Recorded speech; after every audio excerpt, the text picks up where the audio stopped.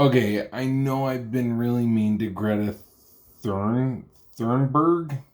You know, the how dare you girl. The one that makes us all feel guilty for breathing. The one that I said they're gonna have a Greta on a shelf and they're gonna make you watch a 30-minute video of Greta guilt tripping you for getting fuel at the gas station. That Greta.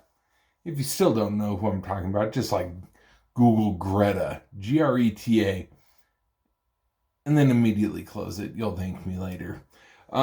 So yes, I've been picking on her in the past, and I'm going to pick on her today. Not her personally. For the record, I'm not making fun of oh, she's special needs, which she does have some issues, but that's not the point. All right.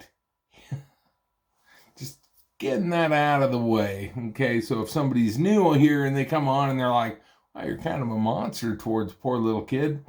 No, I'm not making fun of what she did, not who she is. What she did was pushed by adults. It wasn't her fault. It was the people driving her to do what she did. So, with that being said, a new study found that most people would rather be annihilated by a giant tidal wave caused by climate change than continue to be lectured by climate change activists. To be honest, actually, it does sound a little better sometimes to just end it all than hear how we're ending it all. Oh, apparently in 12 years, we're all going to die. Study participants were given the option of having the earth flooded by a massive tidal wave or listening to virtue signaling smarmy lectures by environmentalists for the next decade. Well, we've got 12 years left to live, so we might as well just round it up to the nearest 12 and call it good. Over 87% of respondents selected said, "Bring on the tidal wave." A few people said they'd rather take the lectures, but after hearing a few minutes of the lectures, quickly changed their minds. Can you blame them? Several respondents rushed straight to the ocean, arms outstretched, and asked the sea to take us all. "Come, sweet death," one man scrawled on the survey response form after hearing just 30 seconds of Greta Thunberg of her lecture. "Oh, sweet release that ends my suffering on this mortal plane. Embrace me in your salty arms. Great wave of destiny." That's poetic. Just beautiful. Man like that, I'm sure he would just love to drown instead of hear guilt trips.